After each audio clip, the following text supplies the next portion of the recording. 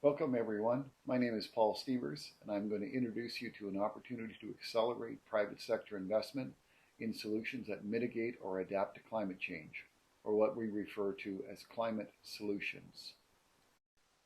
This opportunity has emerged thanks to the synergy created by several different developments that have occurred simultaneously.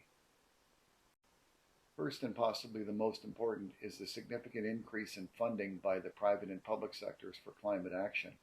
For example, members of the Glasgow Financial Alliance for Net Zero, which are comprised of financial organizations that have a combined total of over 70 trillion US dollars under management, have committed to net zero carbon emissions by 2050. In addition, there have been substantial funding commitments by public institutions.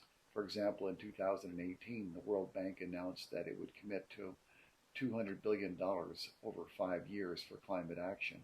As well, the African Development Bank, or AFDB, has pledged $6.5 billion to help countries in the Sahel region to fight desertification in early 2021.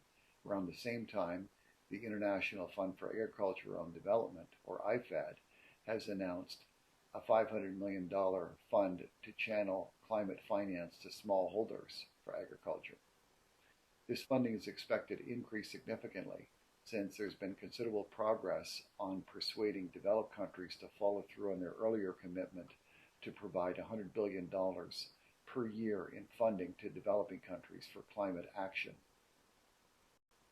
Along with this increased concern by investors, there has been considerable development and growth of several initiatives that facilitate investment in climate solutions. These initiatives include online platforms, project facilitation services, project aggregation, and financial incentives. All these initiatives can be considered components of an ecosystem that can facilitate increased investment in climate solutions by investors concerned about climate change. One key component that is making this opportunity possible are online platforms, such as the International Renewable Energy Agency's Climate Investment Platform and Convergent Finance's Investment Platform. These platforms can facilitate connections between project developers and investors. Then a range of complementary services and financial incentives can be accessed to help move projects forward. Another important component is project aggregation. Since very substantial sums of money are managed by large institutional investors that often do not have the administrative capacity to invest in smaller projects, aggregating smaller investments into larger ones is an important part of increasing investment in climate solutions. Fortunately, there are some large impact funds that perform this type of service. In addition, there have been considerable growth in organizations that provide project and business facilitation services over the last several years. They provide a critical service to project developers to help them develop bankable projects and obtain funding for them. Some of the organizations providing business facilitation services can be considered business accelerators or incubators. An example project facilitation service provider is the Private Financing Advisory Network, or PFAN for short. An example business facilitation service provider is the Ghana Climate Innovation Center.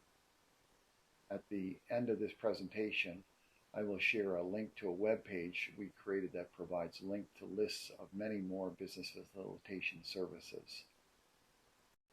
Lastly, there is a growing range of financial incentives becoming available for climate solutions from organizations such as the African Development Bank. Incentives help make investing in projects significantly more attractive to the private investor. You can view lists of these incentives on multiple online platforms, including the NDC Partnership Climate Finance Explorer, IRENA's Financial Navigator, and Terra Viva Grants Directory. Due to the growing awareness of the need for more action on climate change, new funding programs are being launched by various organizations. For example, UNDP will soon launch their Carbon Payments for Development facility. There are several training and education services available that relate to climate finance and smart technology. For example, there is the Climate Finance Accelerator in Nigeria that is focused on finance. In addition, there is the Nigerian Climate Innovation Center that is more focused on climate solutions. If you're interested in sustainable agriculture, There is the West African Center for Water, Irrigation, Sustainable Agriculture at the University of Development Studies in Ghana. As well, there is considerable online resources available. For example, as part of the Africa Climate Action Initiative, the Canada-Africa Partnership Network created several excellent training videos that are available on their YouTube channel. Since the cost of wind and solar energy has declined substantially over the last decade and is now often less expensive than energy generated from fossil fuels, one area of climate solutions that will likely receive the biggest increase in investment is in the renewable energy area. In order to attract funding from climate finance-related sources, it is helpful to use technologies that can both generate profits and create significant impact. Fortunately, there have been considerable increase in the number of climate-smart technologies that can do both.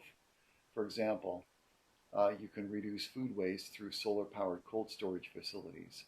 One company building and selling these systems in West Africa is called Tage. As well, you can purchase solar-powered irrigation systems from companies such as Sun Culture. Innovative solar-powered microgrids are available from companies such as FlexGrid. One very cost-effective way to provide clean water to a community is through a water filter system that allows people to buy the water via their cell phone. One company that are selling these systems is called Sustec. Lastly, technology is now available that extracts moisture from air to be used as drinking water. It can be purchased from a company called Skywater. In conclusion, an opportunity to increase private sector investment in climate action has emerged due to several simultaneous new developments. The first and perhaps the most important development is a substantial increase in multi-billion US dollar funding commitments for climate action. These major funding commitments are enabling a growing range of financial incentives to become available to encourage private sector investment.